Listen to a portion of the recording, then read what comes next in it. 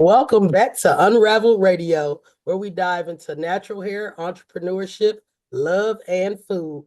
Today, we have a very special guest joining us. She's a Master Chef alum and a talented chef and a passionate advocate for using food to connect communities.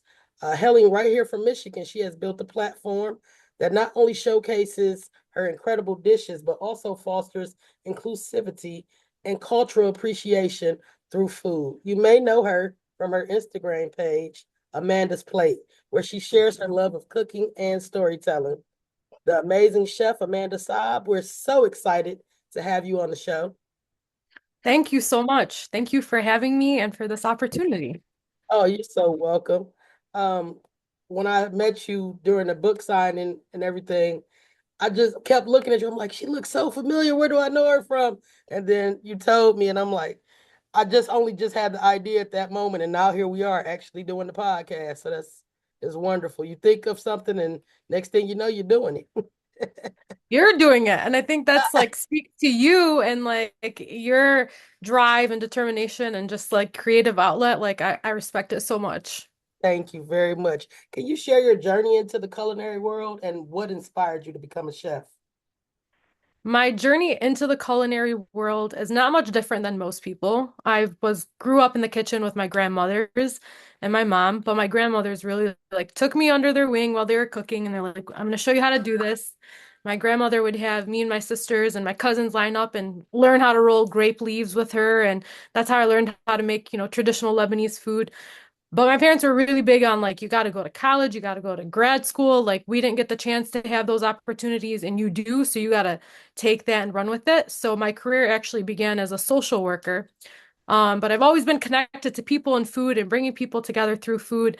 And as I was working as a social worker, I was burnt out. I was so young and carrying the weight of the world and everyone's problems with me, not really fully understanding the boundaries of work. But also as an empath, I couldn't go home and turn off the people I had seen at work and just, forget about it. And I learned that about myself. So I'm like, okay, how do I want to engage with this world in a way that's good for me and that I can contribute to everyone else? So while I was working as a social worker, I was like, okay, I can't do this forever. I saw the ad for Master Chef. It was like, do you have what it takes to be the next Master Chef? And I was like, you know what? Yeah, I do. Yes. I've been a social worker. I could cook for Gordon Ramsay. So and MasterChef really is what propelled me into my career in food. I had my food blog and I was sharing recipes, but it really took me to the next level, gave me that exposure. I was able to create a base, a following, and then I was able to do pop-ups and events and all the other really cool things, meet incredible people like yourself, like because I took that chance, to go and cook for Gordon Ramsay on MasterChef. Oh man, that's so awesome. So what place, like how far did you make it on the show? So the first time, so I actually went on MasterChef twice. The first time was in 2015, and I was number 13. So out of 20, almost middle of the pack.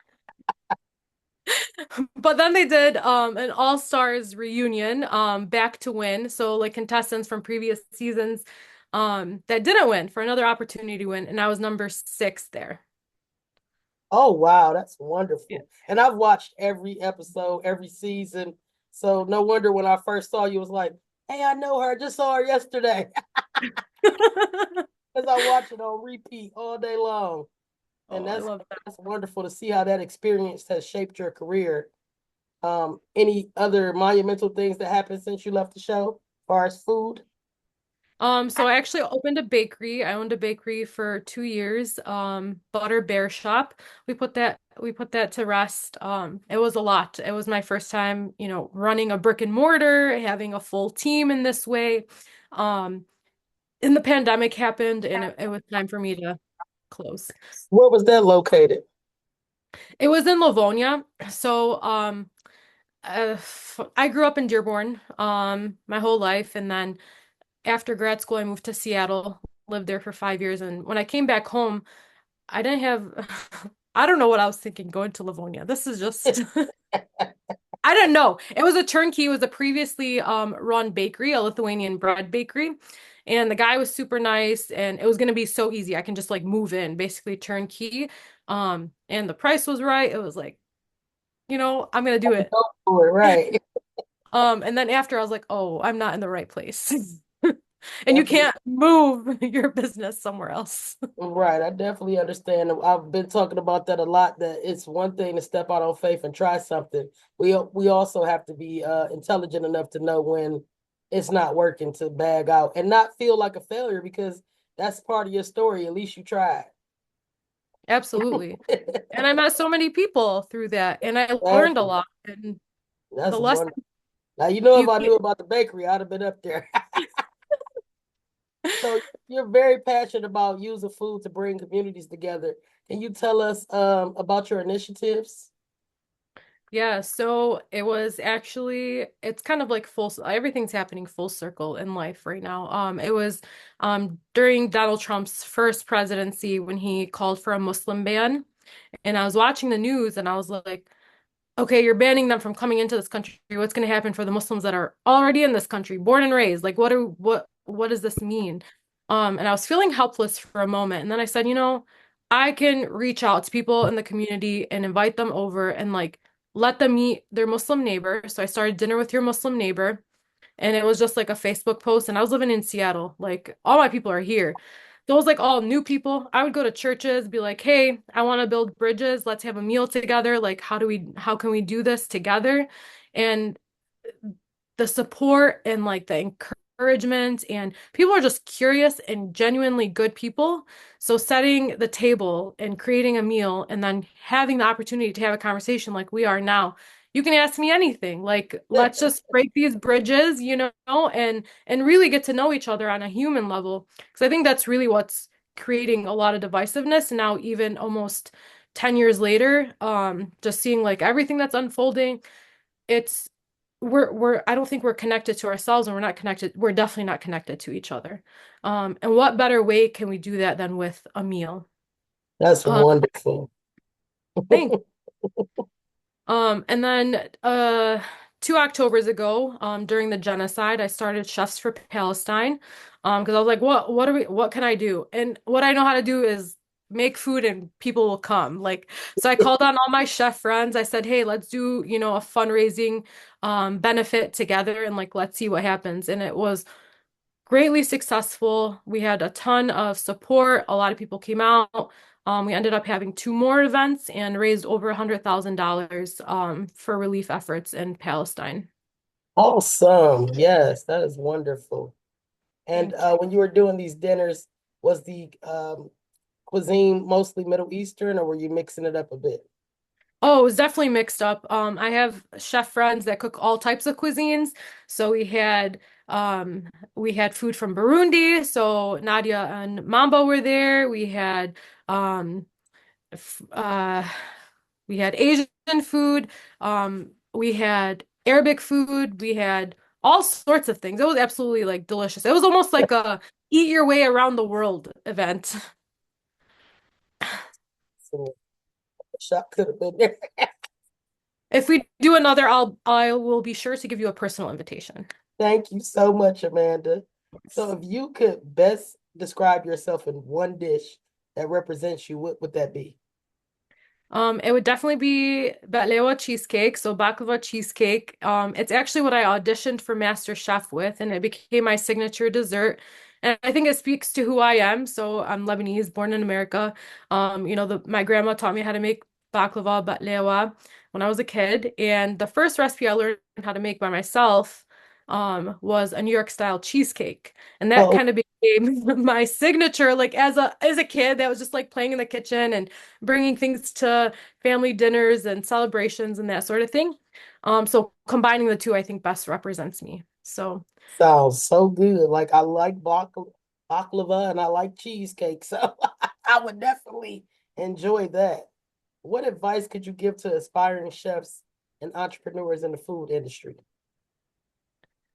two things. One, I would say pace yourself. It's easy to get caught up in, I think now, like more than ever, it's like the celebrity chef and when you're working in food, you're working on your feet, you're working with your body. It's exhausting. So pace yourself, take care of your health, and your success will find you. It'll be there.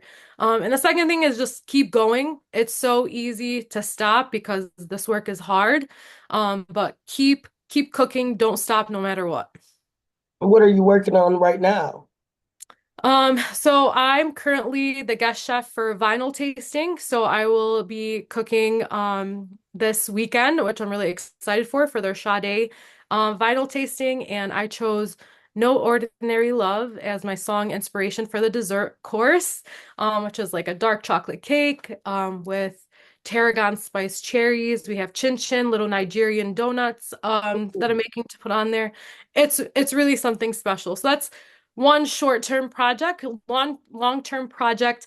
I'm working to host wellness events for women so that we can nourish our mind, body, and spirits together. I think one of the things we've lost in recent society and for women in my age group is we don't have the opportunity to talk to each other. And so much of our cultures, it's like women talking is how things happen. And we've Yes. lost that with technology, with the busyness of life. Everyone has a million things going on. So how can we create like intentional space for women to talk about life, what's happening, motherhood, politics, everything around us. Like, how are we going to navigate this? And I, want to provide that space and opportunity for us to just talk, eat, maybe do some movement, and just have a good time. And how would one go about joining that movement? Um, More information will be available. I'm hoping to launch by June. So, Okay, that's wonderful. Looking forward to it. And I guess if they follow your Instagram, then all that stuff will be up there. absolutely. That's great. Ooh. So if you could call one chef right now, who would you call? If you just that's Gordon. last Gordon. I love Gordon. Because, hey, look, I went through so much to cook for him. Like, what are we gonna do? We gotta collab on a project. Like, He's awesome. So yeah, I can't believe that we spoke and we met, and then it's actually not even a whole year later. We're right here doing this. Any other projects you have you like to share with us? um, you'll have to excuse me. My brain is also very fried after It's work. okay. Like, what am I working Very, on? very relaxed environment, no pressure. Yeah. Thank you. I'm writing more. I'm hoping to share my writing and just kind of like my experience, like post-divorce. It's something I haven't talked about publicly, but I want to share because it's not a unique experience to me. So many people experience this, and like how do we navigate life post-divorce and like what that looks like. So more writing that I'll be sharing. And if you're on my Instagram, that's where I'll share like my Substack and all of that. Um, and I'm doing really cool work in food right now at Detroit Food Academy. I love working with the youth. So we're an after-school program for youth ages 10 to 18 in Detroit and Hamtramck.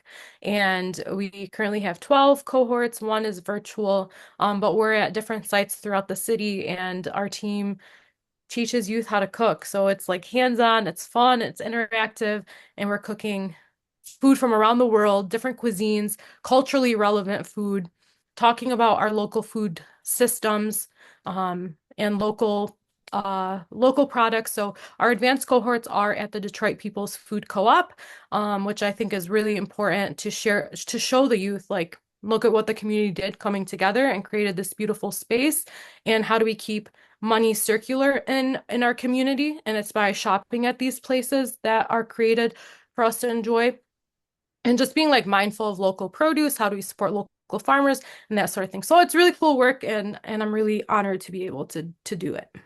Oh yeah, that sounds awesome.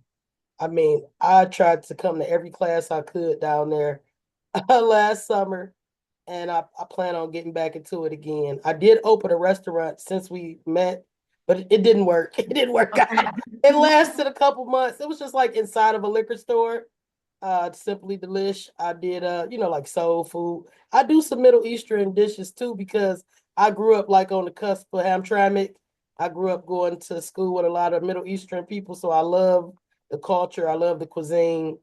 And I miss all those restaurants that used to be like 7 Mile and Woodward with the authentic, you know, Mediterranean food. So yeah, I definitely would like to get all the links to all the programs that you're having so I can share them at the show. I would like people to subscribe, follow Amanda. And we did just do a podcast I did with another lady about overcoming divorce, or she got remarried after her divorce. So if you get a Mhm. chance, check that out. Any closing Thank you. statement? I will definitely listen to that. I love that. And that's the beauty of like what you created with your podcast is it like expands like all the really important areas of life. So I think that's really beautiful. Thank you for having me. I look forward to us connecting more. And if you open a restaurant again, I need to know so I can come eat and support. Please. I'll give you a personal invite. You give me a personal invite. We're friends. We're locked in now. Like, I need to know what Yes. you. Amanda, thank you so much for sharing your inspiring journey with us. I'm a super fan for life. Your passion for using food strengthens communities and is truly remarkable. From master chef to your work in the community, you continue to show how food is more than just nourishment. It's a bridge that connects us all. We can't wait to see what's next for you, both in the kitchen and beyond. Awesome. Thank you so much. All right, make sure to follow Amanda on Instagram at Amanda's Plate. And until next time, stay unraveled.